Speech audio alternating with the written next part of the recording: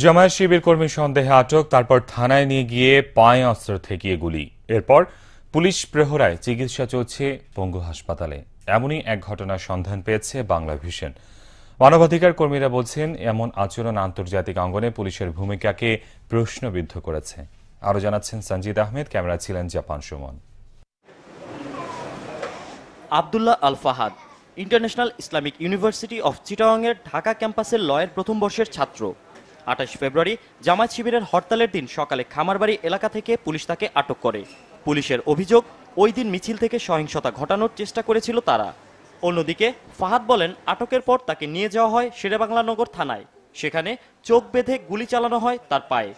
কখনো এসব situation face করি নাই।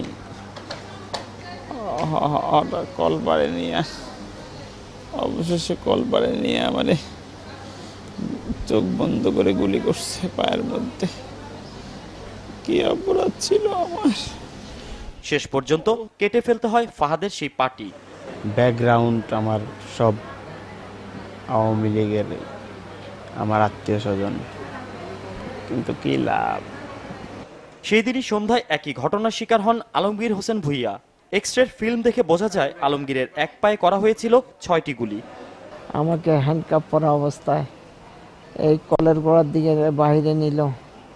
বাইরে নিয়ে একজন বলল হাঁটেন, একটু হাঁটে নিতেই আমি অজ্ঞান প্রায় বিশাল একটা গুলির আওয়াজ শুনলাম। আমি আইন আদালতের মাধ্যমে প্রমাণ করতাম আমি নির্দোষ, আমার দ্বারা কোনো দোষ হয় নাই, সেইভাবে প্রমাণ করে আমি বের হয়ে আসতাম। কিন্তু এ বিষয়ে তেজগাঁ জোনের ডিসি বলেন, পরিস্থিতি নিয়ন্ত্রণে পুলিশ গুলি করতে বাধ্য হয়েছিল। তবে সকালে গ্রেফতার করা আলমগীরকে সন্ধ্যায় কি করে গুলিবিদ্ধ অবস্থায় হাসপাতালে ভর্তি করা হলো তার কোনো উত্তর দিতে পারেননি তিনি।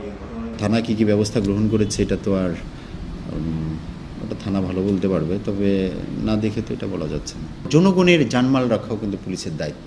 তো পুলিশ এই এতগুলো রক্ষার দায়িত্বে সে আত্মরক্ষার ব্যক্তিগত অধিকার প্রয়োগ করতে পারে। ডিসির চেয়ে এক ধাপ এগিয়ে ওসি। তিনি বলেন, ওই দিন গুলি বিনিময় করেছিল জামায়াত শিবির কর্মীরা।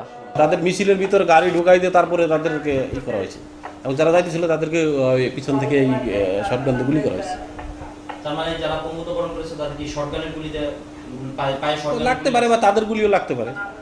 তবে পুলিশের এমন আচরণে আন্তর্জাতিক অঙ্গনে বাংলাদেশের ভাবমূর্তি ক্ষুণ্ণ হচ্ছে বলে জানান মানবাধিকার কর্মী আদিলুর রহমান। আমাদের দেশের আইন শৃঙ্খলা রক্ষাকারী বাহিনীর এই আচরণ বাংলাদেশকে কোনো আন্তর্জাতিক অঙ্গনে বিপর্যয়ের জায়গায় নিয়ে যাচ্ছে কিনা। দায়ী পুলিশ অফিসারদের অবিলম্বে গ্রেফতার করে শাস্তির ব্যবস্থা করা হোক আইনের আওতায় এনে। আমি বিষ দিলে আমি এখন একটু শান্তি পাইতে পারি। সঞ্জিদ আহমেদ, বাংলা ভিশন, ঢাকা।